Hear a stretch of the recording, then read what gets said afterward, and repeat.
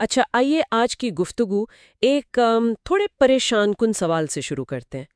کیا ہو اگر کسی انسان کا سب سے بڑا، سب سے ذاتی خوف اسی کے خلاف ہتھیار بن جائے، تو کیا وہ شخص، مطلب اس کی اپنی ذات، اس کے عقیدے، وہ قائم رہ سکتے ہیں؟ ہم یہ سوال دیکھیں، یہ ہمیں سیدھا جارج آرویل کے شاہکار ناول 1984 کی طرف لے جاتا ہے، اور خاص طور پر اس کے ایک بہت ہی، آپ کہیں، تاریک تصور کی طرف، کمرہ 101۔ کمرہ 101؟ جی یہ صرف ایک جگہ کا نام نہیں ہے نا؟ بالکل نہیں، یہ ایک نفسیاتی آلہ ہے، ایک ٹول ہے۔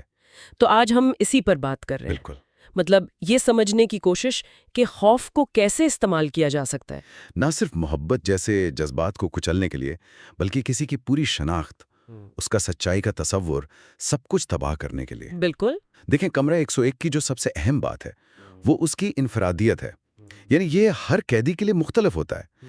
اس میں وہی چیز ہوتی ہے جس سے وہ شخص سب سے زیادہ ڈرتا ہے۔ اچھا، تو یہ کوئی عام ٹارچر سیل نہیں ہے، نہیں، بالکل نہیں۔ یہ پارٹی کا، یعنی اس نظام کا حتمی ہتھیار ہے، فرد کی آخری ہمت، آخری مزاحمت کو توڑنے کے لیے۔ اور ونسٹن اسمتھ جو ناول کا مرکزی کردار ہے، اس کے ساتھ یہی ہوتا ہے۔ اسے کمرہ 101 میں چوہوں کا سامنا کرنا پڑتا ہے، جو اس کا بدترین خوف تھا۔ لیکن اصل بات صرف جسمانی تکلیف تو نہیں تھی نا؟ ہرگز نہیں، اصل ہولناکی وہ نفسیاتی نتیجے میں ہے۔ جب وہ چوہوں والا پنجرا اس کے چہرے کے قریب لاتے ہیں تو وہ ٹوٹ جاتا ہے۔ وہ چیختا ہے کہ یہ اذیت اسے نہیں، جولیا کو دی جائے، جولیا، جس سے وہ محبت کرتا تھا۔ جی۔ اور یہی وہ لمحہ ہے، یہ ثابت کرتا ہے کہ انتہائی شدید ذاتی خوف وہ بظاہر سب سے مضبوط انسانی جذبے یعنی محبت کو بھی ختم کر سکتا ہے۔ تو یہ صرف اس کی محبت کی ہار نہیں تھی، یہ اس کی اپنی ذات کی شکست تھی۔ وہ ونسٹن جو بگ برادر سے نفرت کرتا تھا، جو سمجھتا تھا کہ 2+2 4 ہوتے ہیں، وہ اس تجربے کے بعد مکمل طور پر بدل گیا۔ اس کی شناخت، اس کی پہچان، سب مسخ ہو گئی، یہاں تک کہ، اور یہ سب سے زیادہ پریشان کن بات ہے، کہ وہ آخر میں سچے دل سے بگ برادر سے محبت کرنے لگتا ہے۔ ہاں، یہ واقعی ڈسٹربنگ ہے۔ اور یہی آرویل کا اصل پیغام ہے۔ نظام کا مقصد صرف یہ نہیں کہ آپ ان کی بات مان لیں، وہ چاہتے ہیں کہ آپ ان کی طرح سوچیں۔ آپ کی اپنی حقیقت کو مٹا کر وہ اپنی حقیقت آپ کے اندر ڈالنا چاہتے ہیں۔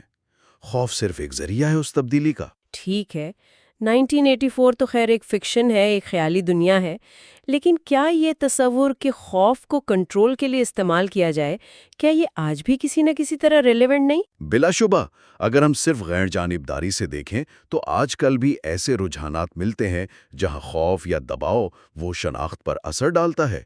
مثال کے طور پر آپ فیئر پالیٹکس کو لے لیں، یعنی عوام میں کسی خاص چیز کا ڈر پیدا کر کے سیاسی مقاصد حاصل کرنا۔ ہاں، یہ تو کافی عام ہے۔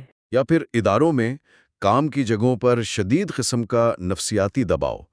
اس کا مقصد بھی اکثر یہی ہوتا ہے کہ فرد کی سوچ یا رویے کو وہ ایک خاص سمت میں موڑ دیا جائے۔ اور آج کل آن لائن دنیا میں کینسل کلچر کی بھی بہت بات ہوتی ہے، جہاں کسی شخص کو ایک دم سے شدید تنقید اور بائیکاٹ کا سامنا کرنا پڑتا ہے۔ بالکل، کینسل کلچر میں بھی اصل میں تو سماجی تنہائی اور بدنامی کا خوف ہی کام کر رہا ہوتا ہے نا۔ اور یہ خوف اتنا زیادہ ہو سکتا ہے کہ لوگ اپنی رائے بدل لیں یا کم از کم عوامی طور پر خود کو الگ طرح سے پیش کرنے لگیں، جو آخرکار ان کے اپنے بارے میں جو تصور ہے، ان کی شناخت ہے، اسے متاثر کر سکتا ہے۔ تو یہ سب طریقے اپنی اپنی جگہ کہیں نہ کہیں کمرہ 101 والے اصول کی ہی بازگشت لگتے ہیں۔ یعنی خوف کے ذریعے فرد کو بدلنا۔ جی، کسی حد تک ایسا کہا جا سکتا ہے۔ یہ دکھاتا ہے کہ شناخت کو توڑنے یا بدلنے کے طریقے کتنے مختلف ہو سکتے ہیں، اور بعض اوقات کتنے لطیف یا غیر محسوس بھی ہو سکتے ہیں۔ یہ واقعی گہری بات ہے، یہ سوچنے پر مجبور کرتی ہے کہ بالکل، اور یہ ہمیں اس سوال پر چھوڑ جاتا ہے کہ آرویل نے جس طرح خوف سے شناخت کی تباہی دکھائی، کیا وہ تصور آج کی دنیا میں جو بظاہر زیادہ آزاد ہے، کسی نئی زیادہ چھپی ہوئی شکل میں موجود ہے؟ ایسی شکلیں جنہیں شاید ہم پہلی نظر میں پہچان بھی نہ پائیں۔ یہ واقعی غور طلب نکتہ ہے۔